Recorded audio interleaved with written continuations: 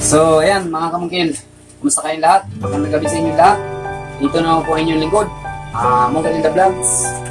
So, ngayong gabi mga kamungkil, sasagutin na naman natin yung maraming katanungan ng ating mga tagapanood sa ating channel, no? Kung saan lahat ng mga katanungan mga kamungkil, itong tinatawag nating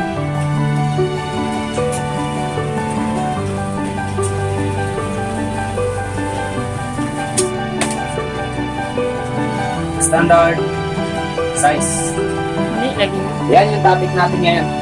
So yung size mga kamungkil, mali. Pero sige lang, okay lang, basta mabasa mga kamungkil. Gaya na sabi ko sa inyo, ako po ay hindi professional. Yung natapos ko lamang po ay sikanirise ko lamang po ako, kaya pagpasensyahan nyo na. Pero lagi kong sasabihin sa inyo mga kamungkil, ang aking ituturo sa inyo ay akin lamang kung nalalaman. Lagi nyo tatandaan, itong nalalaman ko mga kamukil, base din to sa mga experience ko o sa mga taong humawak sa akin noon, mga engineer, at ibang klaseng engineer na hawakan ako noon, at ngayon nagsarili na ako mga kamukil sa kadahilanan ko na medyo ayaw ko na magpahawak ng isang tao, gusto ko na magsarili. So, ito po nagbabase ang aking mga kalaman mga kamukil sa mga professional din po na tao.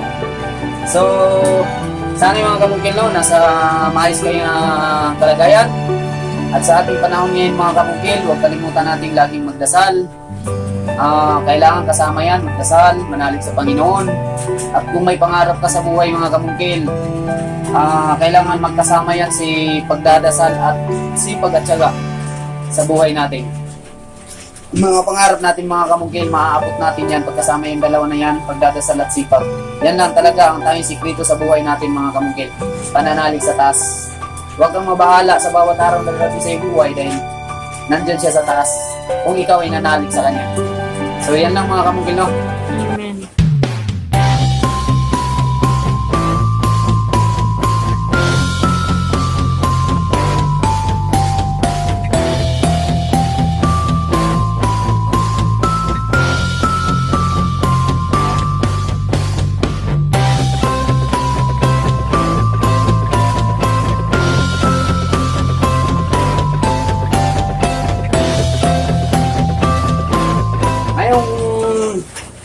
Gabi mga kamukil, sasagutin natin mga katanungan tungkol po dito sa topic natin na standard size. Una natin pag-uusapan mga kamukil, yung 2 stories na bahay.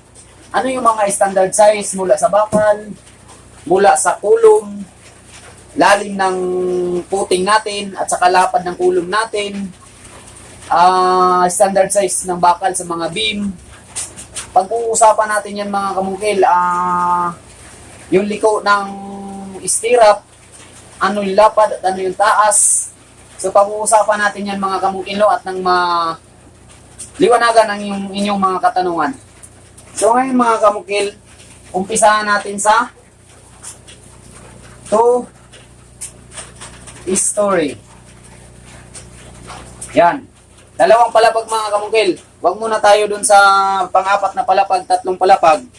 Kasi alam ko naman na kadalasan na ma-afford lang natin, lalo na sa halimbawa po sa mga OFWs na nanonood lagi sa atin, ito lang talaga yung kadalasan na magagawa natin.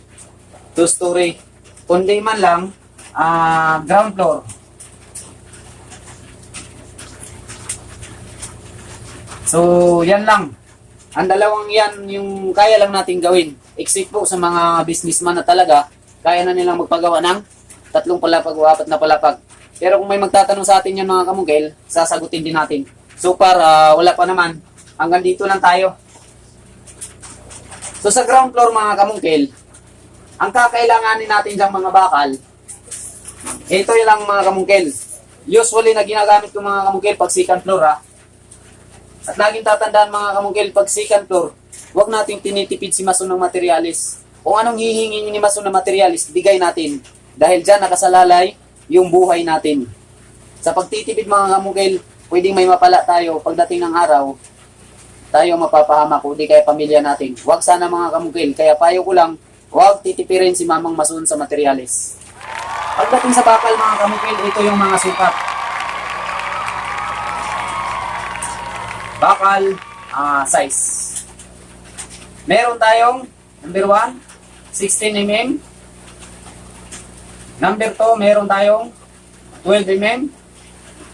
At number 3, meron tayong 10 mm. Yan lang mga kamukil ang lagi kong ginagamit pag tusture. Si 16 mm, ginagamit ko yan sa poste. Yan. At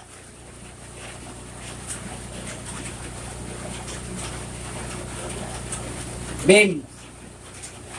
Si 16 mm. Pag masyadong gustong patibayin ng may-ari yung bahay niya. Pero pag halimbawa mga kamukil, ang kaya niya lang i-afford si 16 mm sa poste lang, okay lang. Basta meron si 10 at saka si 12. Itong 12 mm mga kamukil, ito yung talagang usually o madalas na ginagamit talaga namin pagdating sa beam. Si 12 mm mga kamukil, ito yung ginagamit kong pang stirrup. Yan. Si 10 mm mga kamukil, ito yung ginagamit ko na pang latag doon sa floor slab natin sa taas. Si 10 at saka si 12.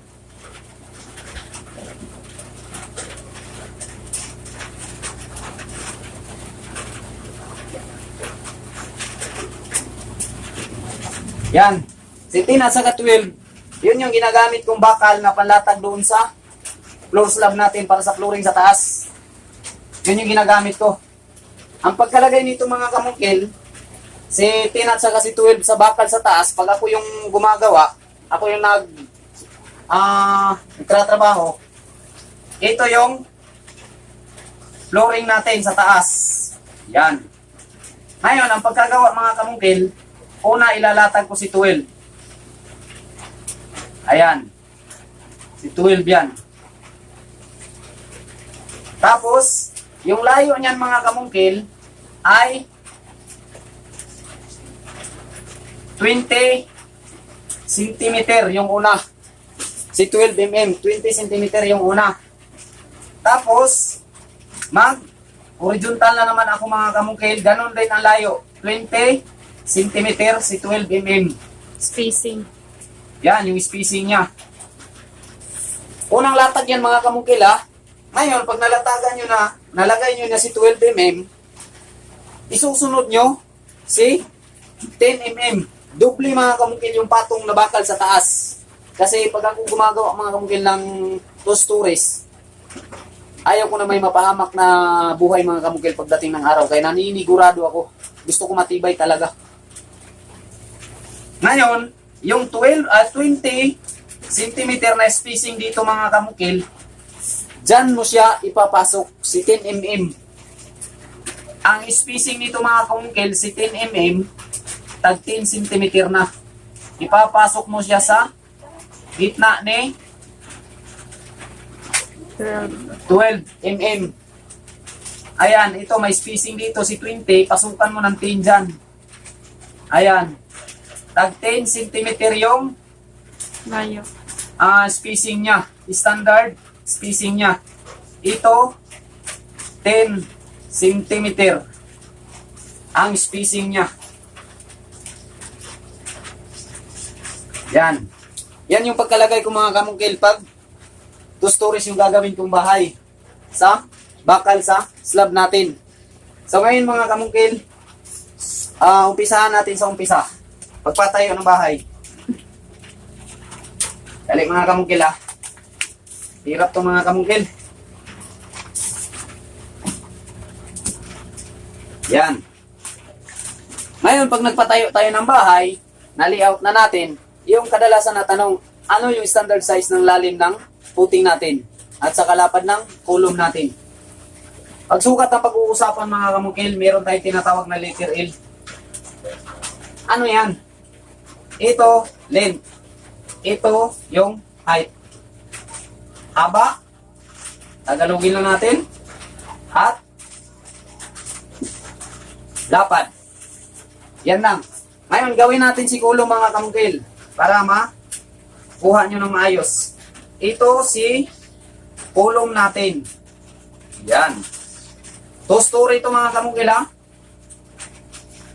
2 story. Kulong size. 2 story column size. Standard to pag-uusapan natin mga kamungkil. Yung haba, lapad nito mga kamungkil, ito 100 centimeter or 1 meter. Ito yung standard niya mga kamungkil. Yung lapad ng butas natin sa 2 stories na bahay na gagawin natin.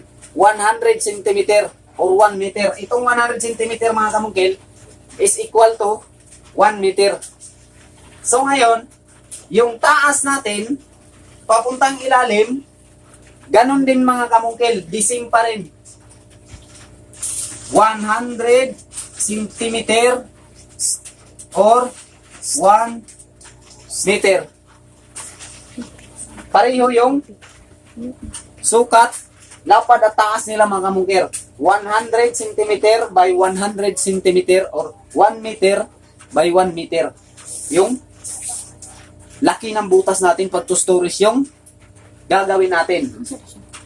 So ngayon mga kamungkil, ano yung bakal na ilalagay natin dito? Ngayon mga kamungkil, ilan yung bakal? Halimbawa, pag ginagamit nyo si 16mm, meron lang tayo na tinatawag na 4 pieces. 16mm. Ito yung 4 na corner mga kamungkil na nakatayo. Kasi malaki na siya, 16mm na siya. Tapos, ang gawin natin stirrup dito, pwede si number 10, pwede si number 12. Pero sa akin mga kamungkil, number 12 yung ginagamit ko na stirrup dito.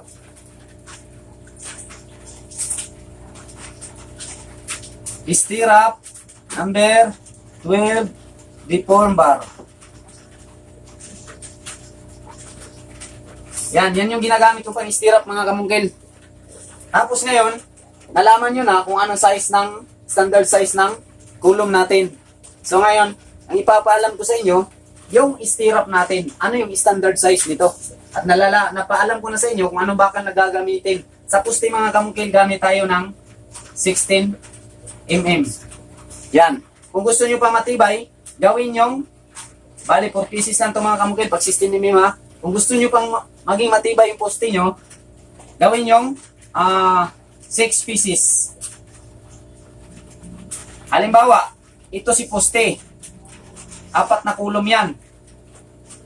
Yan, meron yan dito. Yan. Yan si bakal natin. Tapos, naka-stirrup yan. Ayan. Naka-stirrup. 16mm yan. Pero kung gusto nyo magpatibay pa, dagdagan nyo ng 2 sa gitna.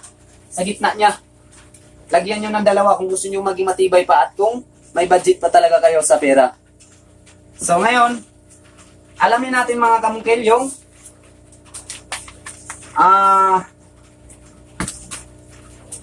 saktong sukat ng ano natin.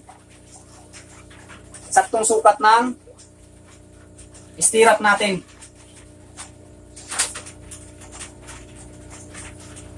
So ngayon mga kamungkil, may 2 klase yung paggawa ng stirrup. Ang unang gawa ng mga stirrup mga kamungkil, nung una pa akong sumabak sa construction, itong tinatawag nating kwadrado.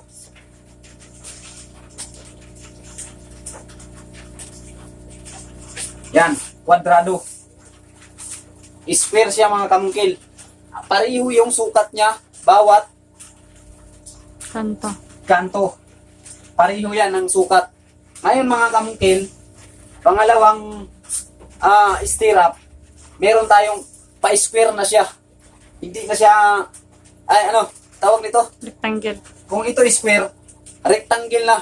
Ngayon mga kamungkil, meron na itong ganitong klaseng stirrup. Ayan. Yan yung kadalasan na ginagamit natin ngayon sa mga two stories, makikita natin. Ito na, yung makikita natin. Pero, ako mga kamukil, hindi ko pa rin to iniwan. Kasi mas comfortable ako dito kay square, kaysa dito ka rectangle. Pero minsan mga kamukil, ina-apply ko to. Kasi nakakatipid to ng bakal mga kamukil minsan. So ngayon mga kamukil, alamin natin yung sukat nito. Ang standard nito mga kamukil, nagdidepende yan sa laki ng puste natin. So alamin natin kung ano yung standard size ng puste natin. Ang standard size ng puste natin mga kamukil, puste 30 by 30 cm talaga yan mga kamukil. Yan yung standard size ng dalawang palapag na bahay. 30 by 30 yung sukat niya, yung laki. Yung bawat corner niya, pareho yan ang laki. Yun yung nauunang gawin yung poste pag 2 stories. Yun yung matibay. Mas susunod natin yung standard na pamamaraan ng pagkatrabaho. Unless dun sa ground floor lang na yung nauunahan natin yung pile, hindi natin nakukuha yung saktong standard ng poste natin. Pero pag 2 stories, talagang nakukuha natin yung saktong standard na habol natin. 30 by 30 mga kamukil yung sukat ng poste natin pag 2 story. So ngayon mga kamukil, pag 30 by 30, yan yung isang katanungan dito mga kamukil. Pag 30 by 30, anong sukat ng anilyo ang gagawin natin? Ilan yung puputulin natin? Magkano yung sukat niya para putulin natin? Ngayon mga kamukil, ito yung papaalam ko sa inyo. Kung square ang gagamitin nyo mga kamukil, kasi kadalasan ito yung ginagamit ngayon. Ito yung aalamin natin una. Halimbawa mga kamukil, ito yung poste nyo. Yan. Ito na yung footing natin. Yan si poste nyo. Ang sukat nito, 30 by 30 cm. Yan si poste. Kung ano yung CHB na ginagamit nyo dyan mga kamungkil, ito yung CHB natin, nakapile na dyan. Andito rin si isang poste. Kung ano yung CHB na kadalasan ginagamit nyo, pag 2 story kasi mga kamungkil, sa CHB kasi mga kamukil, meron tayong meron tayong 3 klase ng CHB. Dali mga kamukil ha. Tapos sa tundi. Na? So ayan mga kamukil no. Ito yung 3 klase ng CHB na meron tayo sa Pilipinas. Meron tayong D4. Meron tayong D5. Meron tayong D6. Yan yung 3 uri ng hollow block natin mga kamukil. CHB. Yan, yung 3 uri ng laki ng hollow block natin. Pag external mga kamukil, pag 2 stories, kadalasan ginagamit si D6.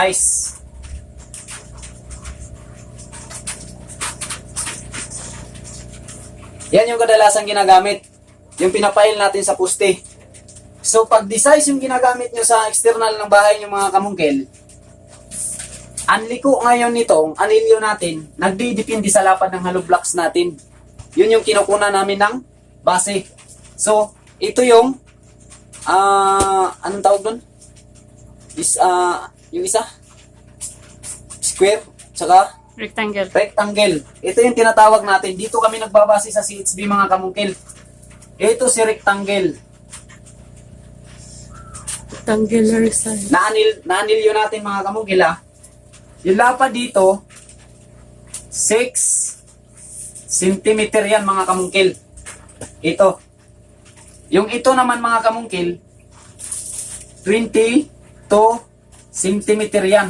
Ginagawa ko dyan mga kamungkil. Yung magkabila na to, 22 cm at saka ito, 6 cm. So, yan yung liko niya mga kamungkil. Ito, yung unang liko natin, 6 cm kasi yung ginagamit natin CHB, D-size sa external. Yung taas naman nito, 22 cm. Yan.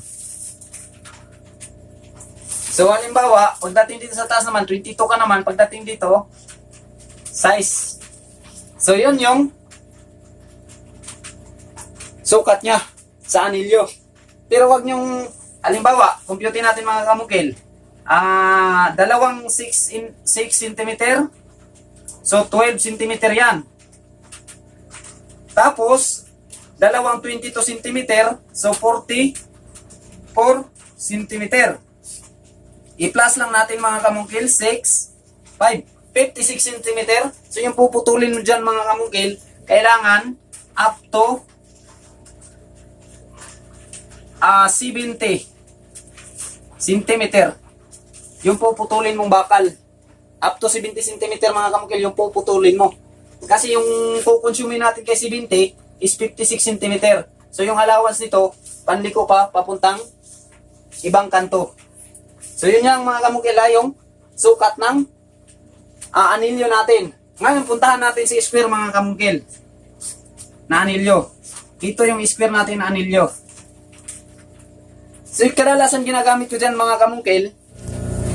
So ngayon mga kamukil, puntahan na naman natin si square na stirrup, yung kwadrado na tinatawag natin. Kasi dalawang klase ng stirrup na pwedeng gagawin natin. Nasa sa inyo yan kung saan yung gagawin nyo. Si rectangle ba o si square ba? So si square mga kamungkil, ito yung size na ginagamit ko. Yan. 20 cm.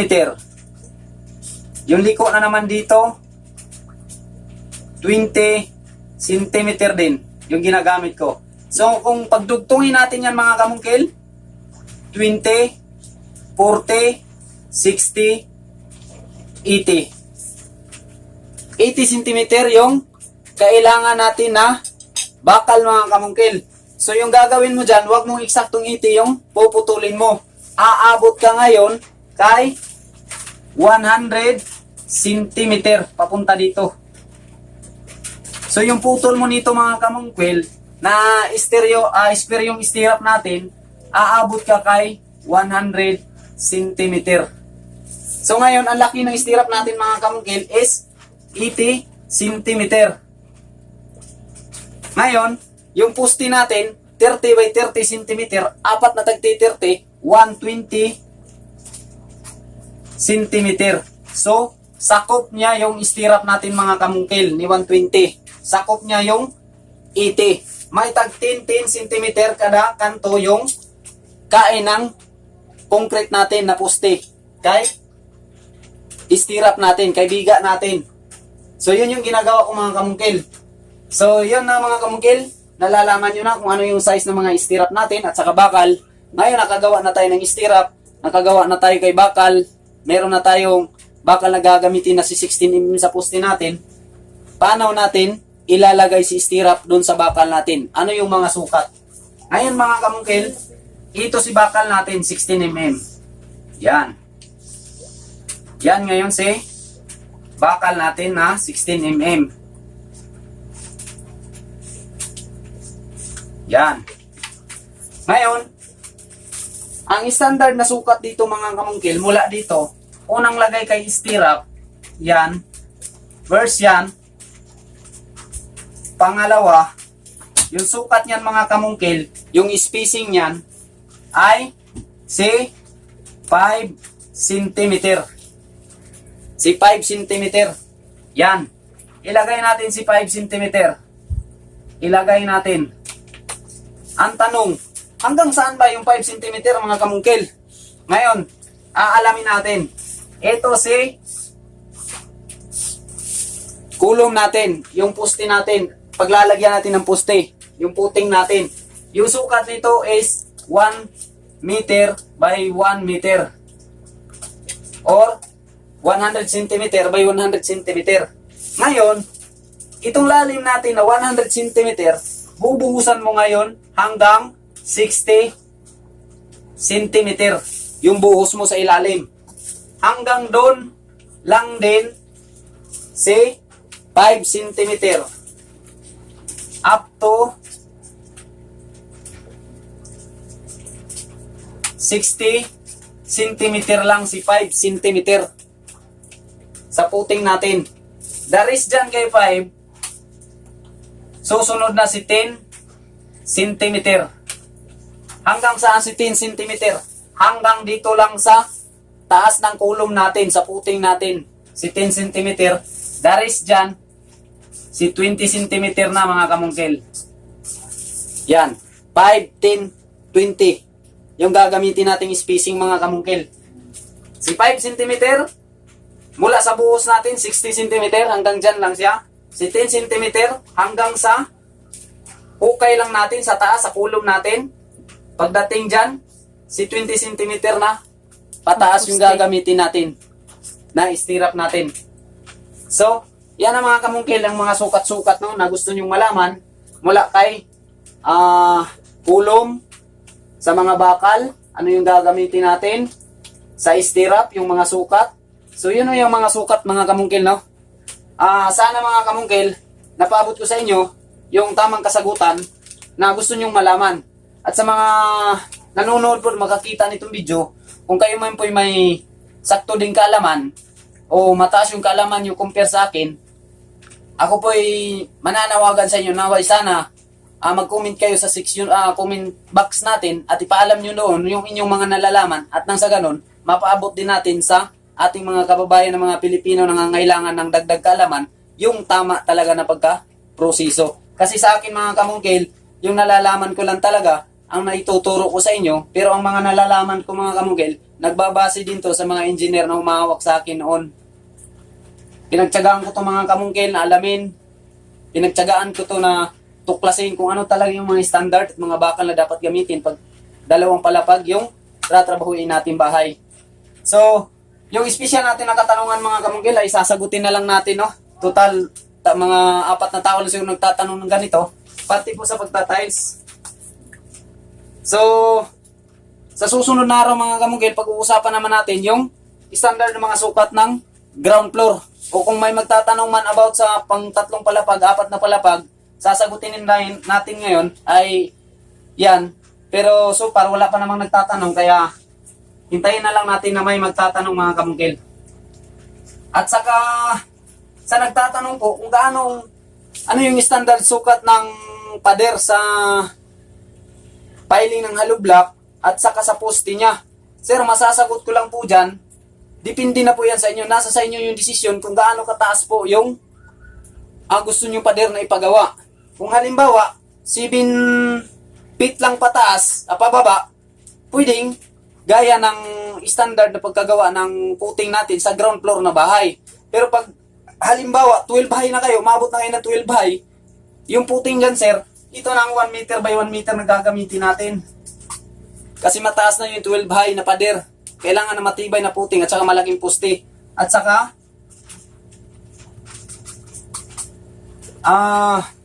yung ano dyan, kalimutan ko na, 1 meter by 1 meter yung gagawin nating kulom at saka 30 by 30 na Poste. yung poste natin na gagamitin kasi 12 high pataas na tayo. Pero pag halimbawa 7 feet pababa lang tayo, gamitin nyo na paghukay ng kulom 90 cm lang tayo. Ganito yung ginagawa ko sa mga ground floor na bahay. 90 cm yung lalim, 70 cm yung lapad ng kulom niya. So yan lang. At saka kayo na yung mag-decide mga sir kung gaano kataas talaga yung pader na gusto mong ipagawa. Kung mas mataas, mas malaki yung gagawin nating pundasyon.